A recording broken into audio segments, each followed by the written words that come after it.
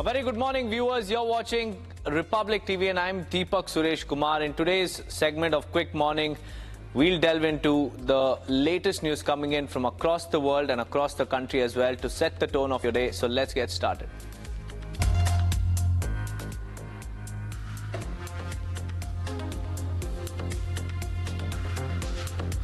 Union Home Minister MHA has ordered the constitution of an inter-ministerial team to visit a village in Jammu and Kashmir's Rajouri district to ascertain the causes of deaths in 3 incidents in the past 6 weeks. The team will be headed by a senior Home Ministry officer and consists of various experts from ministries of health and family welfare, agriculture, chemicals and fertilizers.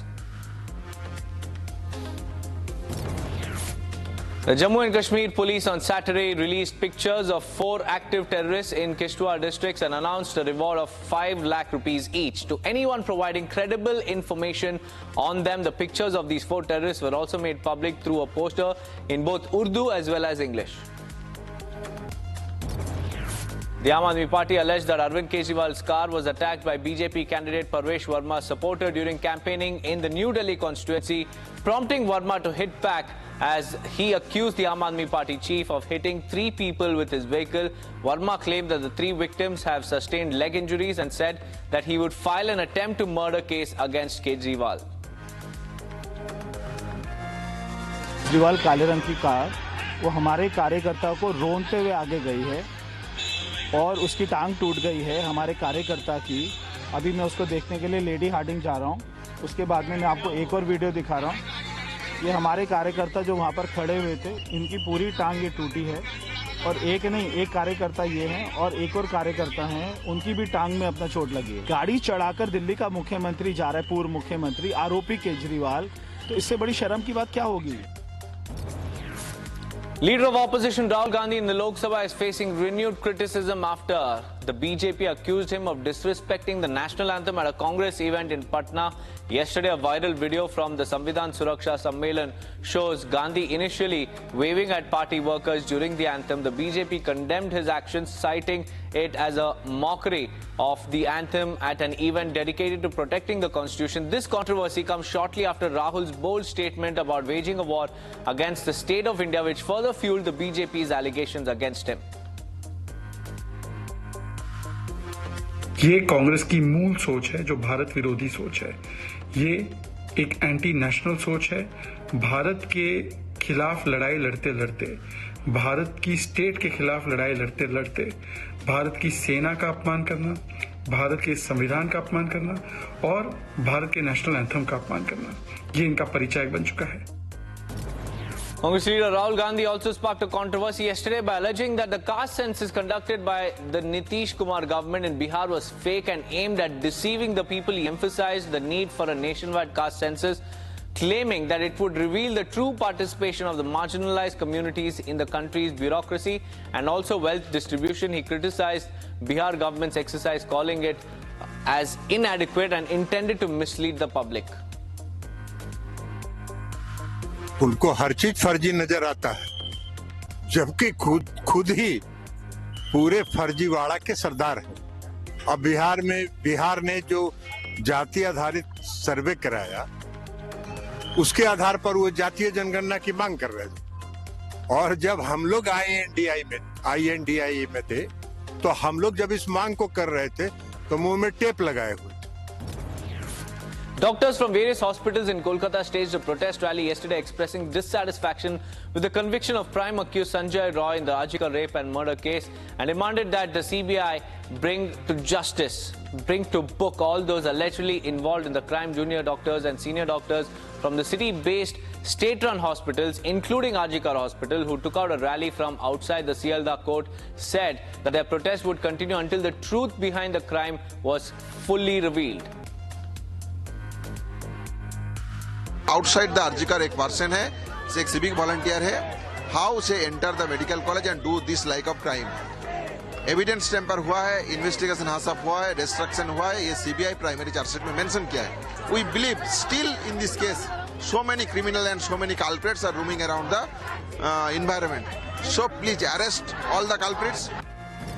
The 12 doctors who were suspended in connection with the death of a woman after childbirth following alleged administration of expired intravenous fluid in a state-run hospital in West Bengal have been charged with culpable homicide sections of the BNS. The doctors, including 6 postgraduate trainees, have now been booked under various sections of the BNS that deals with endangering life and public servants disobeying the law to injure others.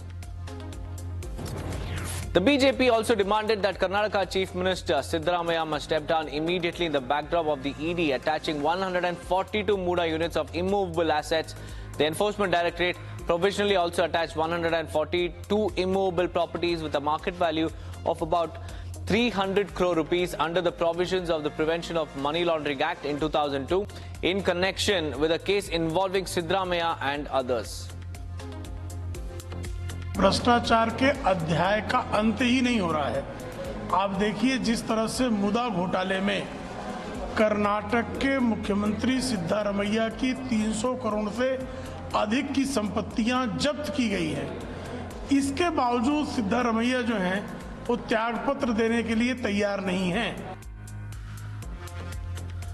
Viewers, tracking the top business news from across the country, we bring you the latest updates on India's economic landscape in this particular segment.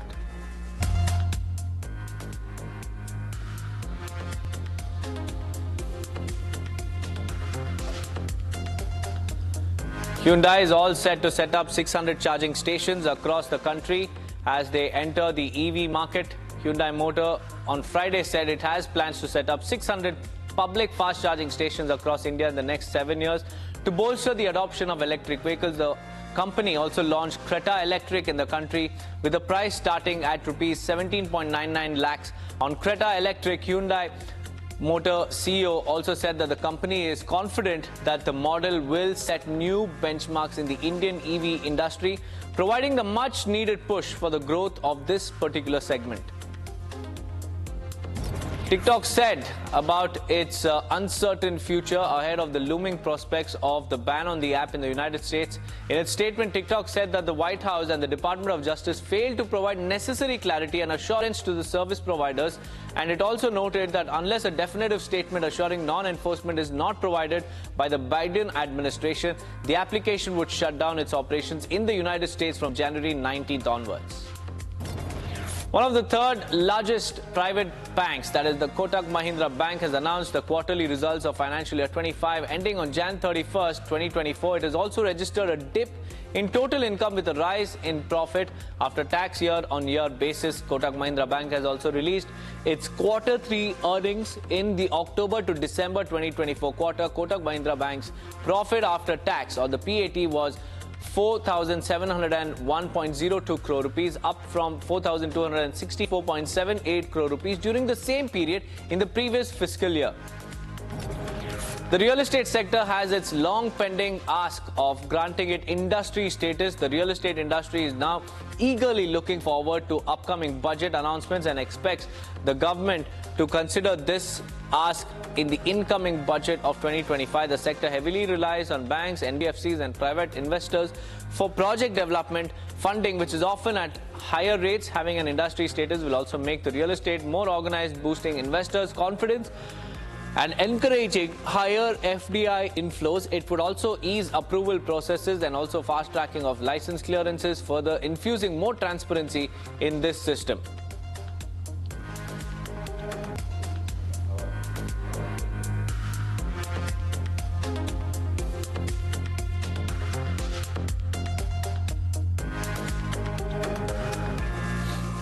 Let's now tell you what's happening across the world, viewers, because there's a lot of updates on the ceasefire talks between Israel and Hamas and a lot of political world reactions as well. Let's now tell you what's happening around the world.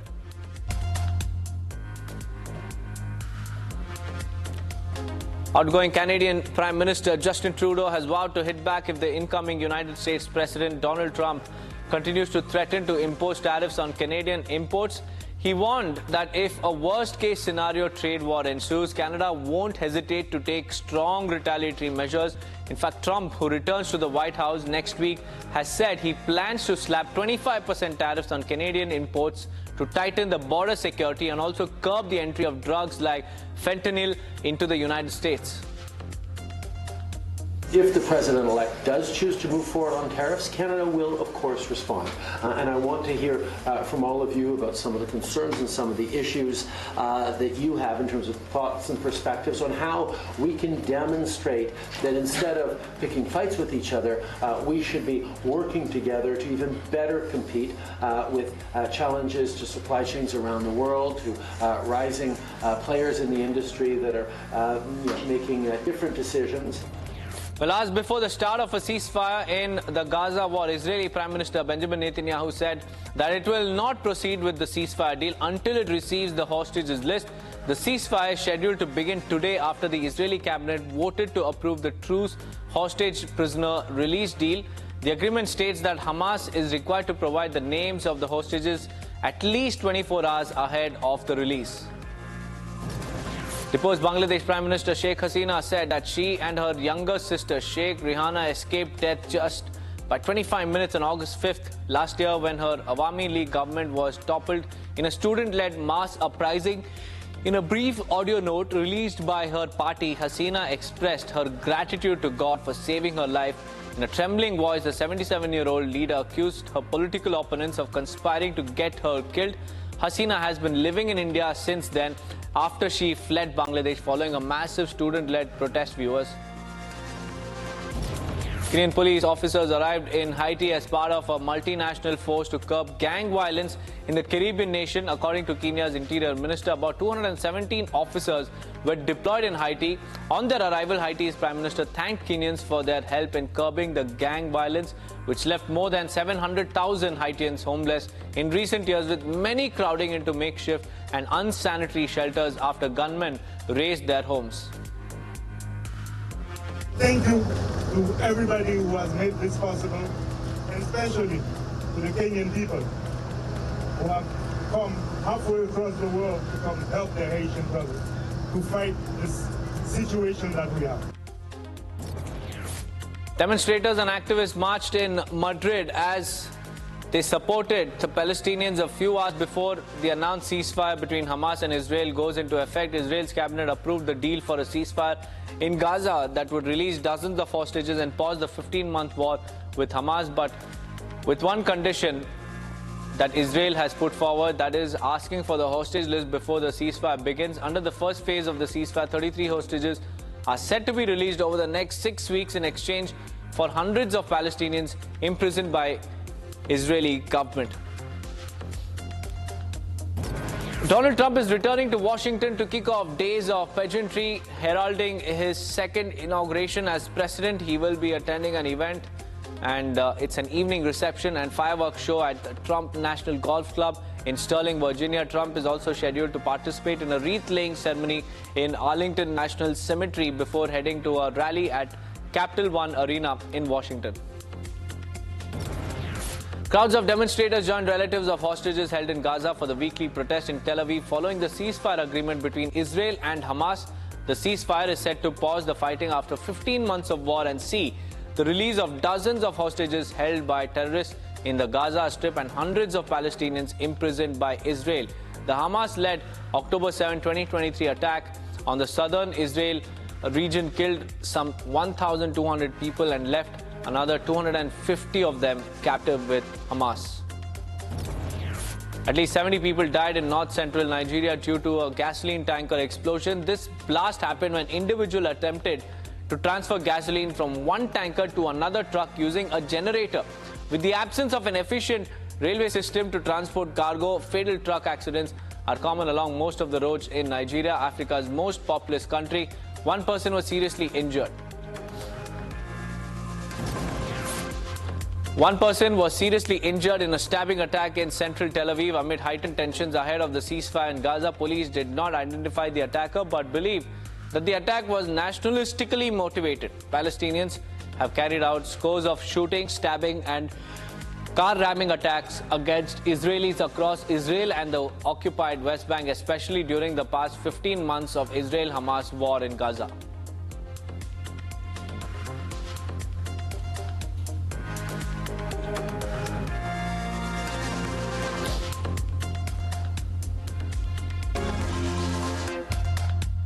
Now let's tell you about a special story coming in from Amsterdam. Amsterdam's Museum Plain Gardens were a sea of color yesterday to mark the National Tulip Day. Tens of thousands of different colored tulips are planted in the park for the public to pick for free. And the day started with a fireworks display before thousands of visitors held paper bags descended on the park. The day attracts tourists from all over the world. The event also holds special significance this year as it coincides with the 750th anniversary of Amsterdam. The tulip season carry the theme Celebrate Your Date, encouraging people to give beautiful bouquets of tulips to mark personal celebrations. The flowers will be available for purchase nationwide on National Tulip Day, and it will be a key feature of the season's festivities.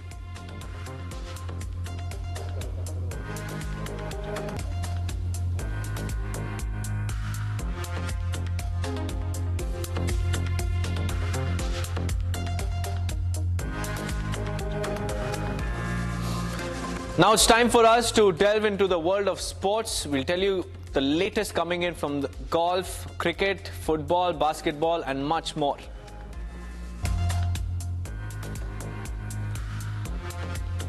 Indian doubles pair of Satvik Sairaj Rankireddy and Chirag Shetty's campaign at the India Open Super 750 ended in the semi-finals after they suffered a straight game loss to Malaysia's Goze Fei and Noor Izzuddin. Satvik and Chirag, the 2022 champions, were outplayed 18-21, 14-21 in just 37 minutes by the world number 3 Malaysian duo, who produced a class act to derail the Indian pair's game plan.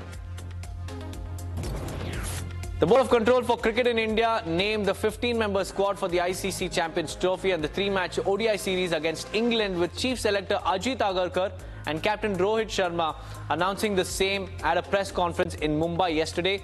Rohit Sharma will lead the side with Shubman Gill as his deputy, while Jasprit Bumrah was also picked subject to fitness, as Agarkar named a 14-man side for the ICC event, with Harshit Rana set to cover for India's Test vice-captain for the England series.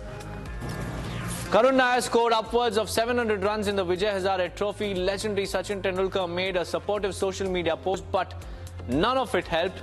His dream of donning the Indian jersey again after 8 years was dashed by a rigid set of team dynamics when the national selectors led by Ajit Agarkar and skipper Rohit Sharma sat together to pick India's squads for the Champions Trophy and also the ODIs against England. They could find a proper spot for the 33-year-old Vidarbha captain.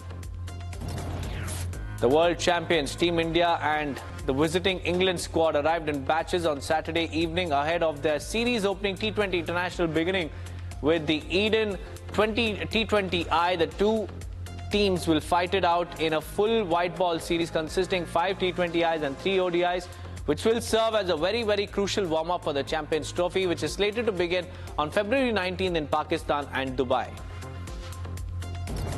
It's not a punishment, said Chief Selector Ajit Agarkar, but India captain Rohit Sharma expressed his desire and his teammates' reservations towards the recent BCCI policy that placed restrictions on the time that players would get with their families while on tour. The BCCI has not officially announced the guidelines, but media has already reported on the 10-point diktat.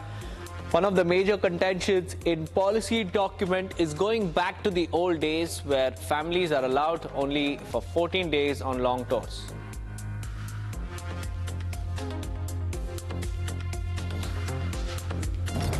Mohammad Siraj has been dropped from India's ODI squad for the upcoming England series and Champions Trophy 2025. The selectors and the team management backed Arshdeep Singh instead, who had a terrific T20 World Cup and picked up about 20 wickets in just 7 matches in the ongoing Vijay Hazare Trophy as well, and is also the leading wicket taker of the series. Jasprit Bumrah is expected to feature in the third ODI against England to gain the much-needed match fitness ahead of the ICC Champions Trophy 2025. Amidst all speculation, Bumrah was included in India's squad for the Champions Trophy, but his selection was subject to fitness. The star bowler is still carrying a back injury that occurred in the recent Australia tour, but is likely to regain full fitness before the start of the Champions Trophy. BCCI Chairman of Selection Committee Ajit Agarkar hinted at Bumrah's return to action during the third ODI against England, which will be played in Ahmedabad on February 12th. Iga Swiatek registered an emphatic win over Emma Raducanu to storm into the fourth round of the women's singles at the Australian Open. Yesterday, the Polish star continued her dominant run with a 6-1, 6-0 win over the British opponent to steal the day. Meanwhile, in the men's singles, the world number one, Yannick Sinner, defeated an unseeded Marco Giron to storm into the fourth round. The defending champions registered an easy 6-4, 6-3, 6-2 win over his United States opponent to move 4 wins closer to his third Grand Slam title.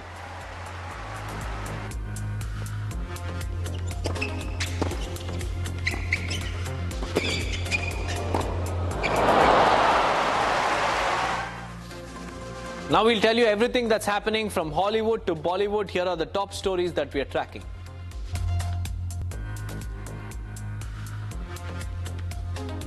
Rapper Rhymes has been accused of assault and charges have been filed against him. Now we'll have to wait and watch how rapper Rhymes will react to these allegations.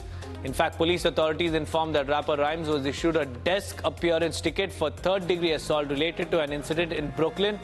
He was accused of repeatedly punching another man in the face after a verbal spat broke out between the two of them. Sir Anthony Hopkins took the stage for a one-of-a-kind concert featuring 14 original compositions he created exclusively for Riyadh season. The event held in the Saudi capital was a celebration of music and artistry, blending Hopkins' passion for composing with a grand performance by the Royal Philharmonic Orchestra led by Maestro Matthew Freeman. Hopkins is best known for his legendary acting career, expressed his deep connection to music, which has been his lifelong passion. This is very exciting. Come to a new country, one that's so storied in Saudi Arabia, being very warmly welcomed and treated very, very nicely. Jessica Alba and her husband, Cash Warren, are separating after 16 years of marriage. Alba opened up about their split in an Instagram post. The actor said that the couple who married in 2008 were moving into a new chapter individually and shared that their highest priority were their 3 children.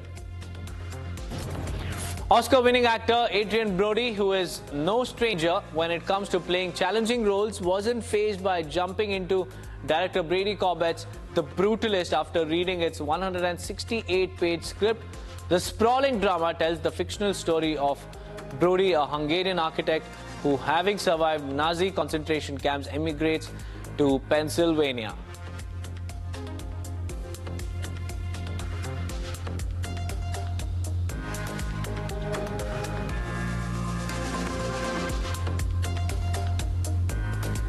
I was so moved by the complexity, the frailties, the flaws of the protagonist, and the nuance in the storytelling. It was both very intimate and very grand, and it's a remarkable opportunity for any actor to have a decades-long journey and to encompass so many universally relatable longings and aspirations.